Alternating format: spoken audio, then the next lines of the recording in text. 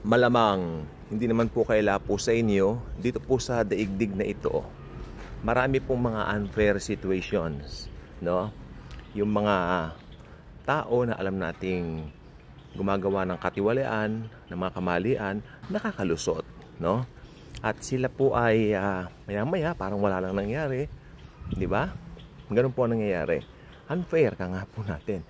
Pero nakakalusot. Ibig sabihin, nagkakaroon ng way out. Way out. Nagkakaroon ng lusot. Ganon din naman yung mga alam natin may karamdaman na malubha, tapos biglang gumaling. Actually, hindi po yan lusot.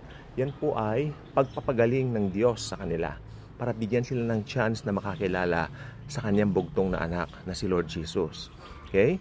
So, meron pa rin pong way out doon sa kanila pong, kanilang situation. At in times, marami rin tayong mga situation na akala natin hindi natin matatakasan, hindi na masosolve, no? Pero nasosolve na nga problema. Pero paano pag dumating yung time na no way out ka na?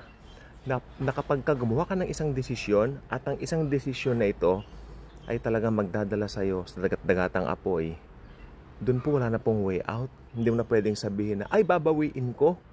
Pwedeng pabura, pwedeng patanggal yung pinatatak ko. It's about the mark of the beast. Kanya nga po, out of concern, I'm making this video and vlog. If ever, kung sakali ka nga po natin, kayo po ay naiwan at napanood nyo naman ang video ito sa kagandahang loob ng Diyos, huwag na huwag kayong tatanggap ng tatak ng halimaw. Ito po yung magiging no way out situation ninyo. Wala na. Wala na pong talaga. Kawalan ng pag-asa, pagkalugmok ng buong pagkatao, at higit sa lahat, pagdurusa sa impyerno, sa Gehenna. Ang Antikristo po ay lilitaw pagkatapos ng rapture. We all know that. At ang kagandahan po nito, yung rapture nangyari dahil sa kagandahang loob ng Diyos sa mga anak niya. At tandaan nyo, ang rapture ay para sa mga believers, para sa mga Kristiyano. Ito ay hindi para sa mga Hudyo. Okay? Para ito sa mga Christian, sa mga believers. Dahil napakahalaga kay Jesus ng kanyang mga mananampalataya.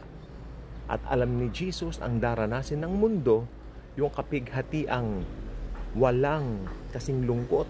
Sabi nga nila, kapighatian na hindi na mangyayari pa at hindi na mauulit pa. Kapighatiang sobrang lungkot ng mundo. Ang mundo ay mahaharap sa isang chaos. Ilang araw pa lang nakakaraan, no? Two nights ago, takot na takot ang maraming tao. Siguro maski dito rin po sa Metro Manila, maraming natakot. Kagandahan loob ng Diyos, hindi naman po natuloy po dito ang bagyo. Pero ito pong gusto ko sabihin, paano naman po yung mga na-devastate na? Paano yung mga binagyo? Yung mga nalagay sa alanganin? Itong mga taong nalagay sa alanganin na ito, yung mga nalagay sa bingit ng kamatayan, kapag sila po ay nakaligtas, talagang mapapawaw, hallelujah talaga. Salamat.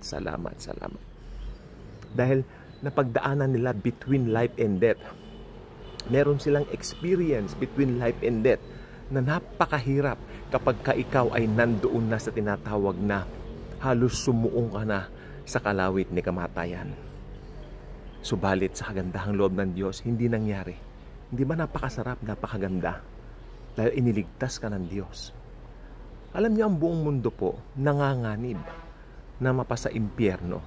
Oo, mayaman sila, bilyonaryo sila, healthy sila, health conscious sila, malamang everyday tumatakbo, kung ano nung ginagawa, especially mga Gen Z, mga kabataan. Walang pakialam yan, karamihan dyan. Walang pakialam sa Bible study yan. Dahil bata sila. Pero tandaan nyo, ang kamatayan dumarating na parang magnanakaw sa gabi. Okay? Huwag mo sabihing tatanda ka pa. Huwag mo sabihing sa ganun ka na magsisisi. At sino nagsabi sa'yo yung tatanda ka pa? Kung nakatakda ka ng mamatay, paano yun? Napabayaan mo ang isang napaka-importanting bagay, ang tanggapin si Jesucristo sa buhay mo. Pero kung ikaw naman ay tumanggap sa Panginoon habang bata pa, nakilala mo ang Panginoon, napakagandang buhay.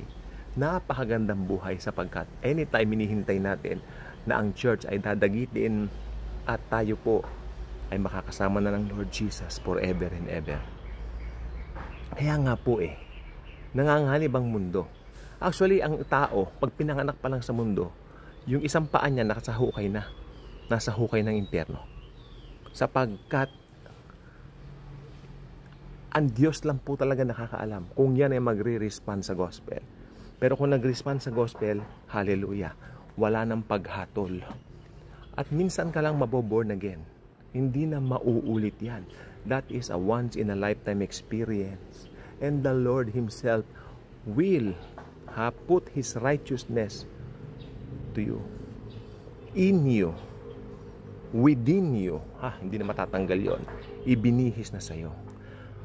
Nagkakasala pa rin tayo dahil nandito pa rin tayo sa mundo. Pero natitiyak ko, pag nagkasala tayo, hindi tayo masaya. Dahil may bago na tayong pagkatao. Behold, all things become new. Dahil tayo ay mga new creation na. No? At meron pa pong isang bagay gusto kong sabihin sa inyo. Kapag dumating ang rapture at naiwan ang mga tao dito, yung mga nag-reject ng gospel ni Christ, may chance pa bang maligtas sa tribulation? Napakalaki pa po. Kaya lang, kailangan mo magpapugot ng ulo dahil wala na po roon tinatawag na you will be saved by grace. No? May grace pa rin po ba noon? Yes, may grace pa rin.